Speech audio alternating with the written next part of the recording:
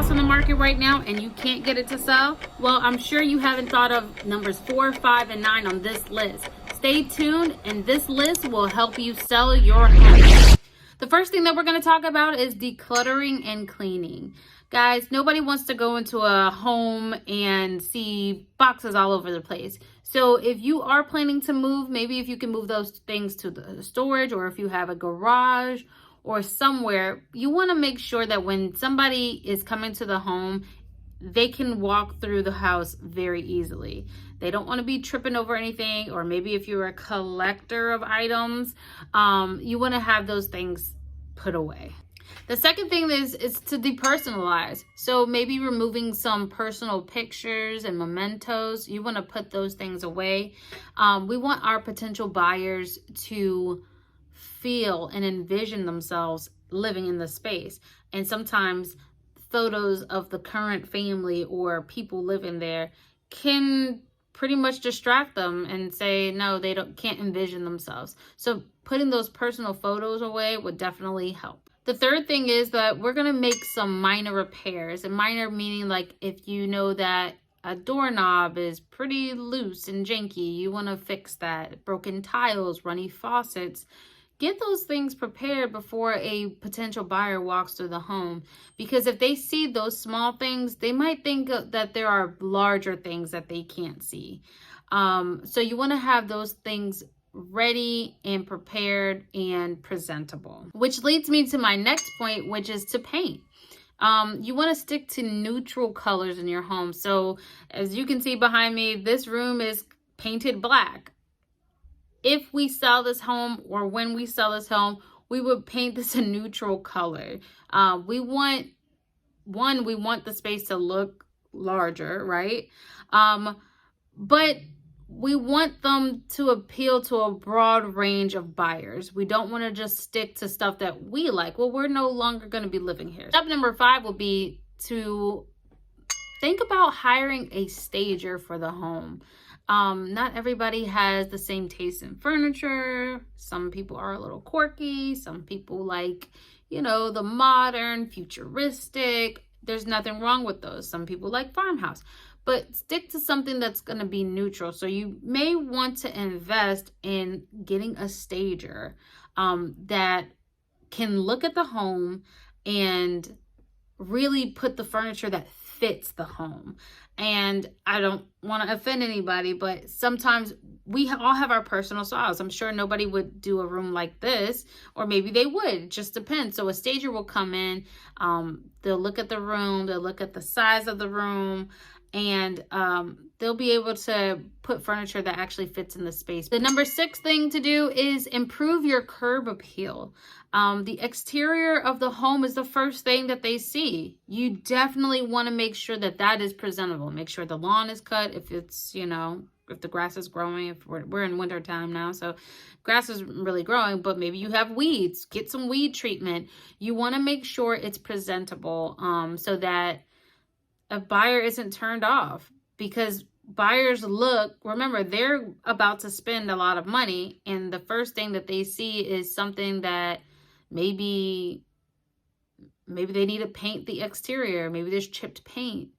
Now they're thinking, oh man, I have to spend more money. We haven't even bought the house yet, but that's the first thing that they say. They automatically start thinking negatively about the home. So you want to make sure the exterior is presentable.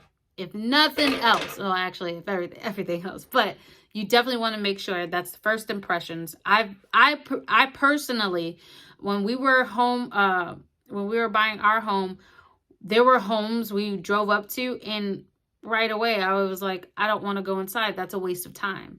Do not be a waste of time. Make sure your exterior is presentable. My next tip is to maybe invest in some energy efficient appliances if you haven't already. That is the new trend.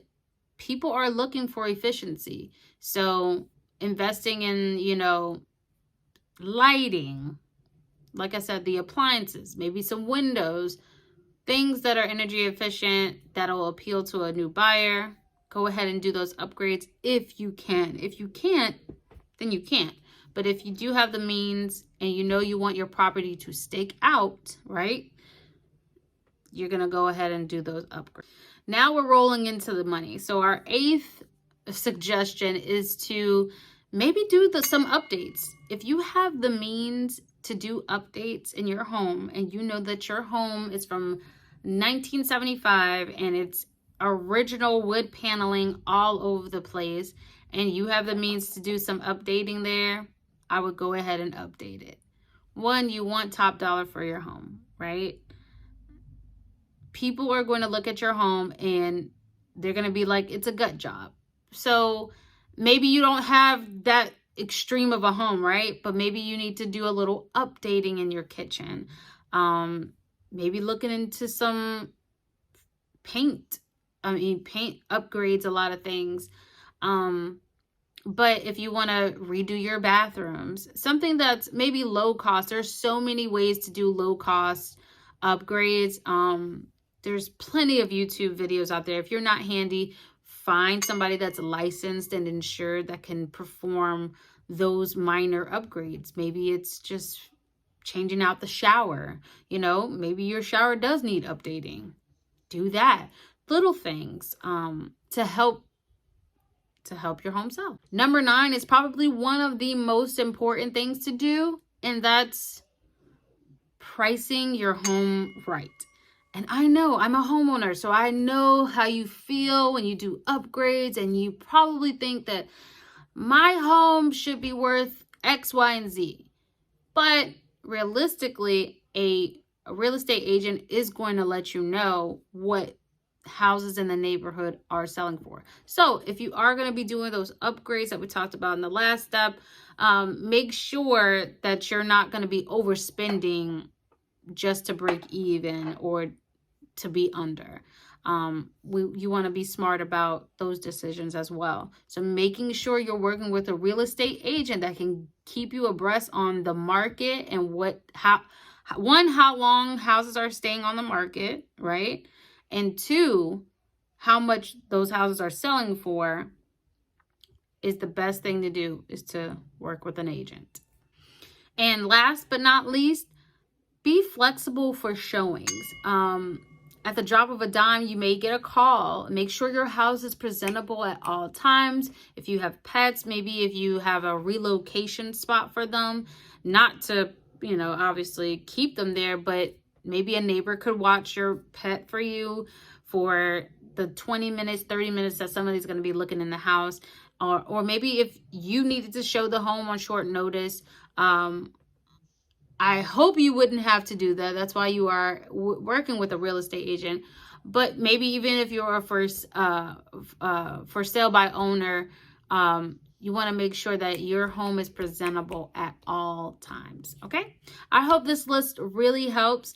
The springtime is coming and people are preparing to sell their homes. So hopefully this list will help you. All right. So that wraps this video up.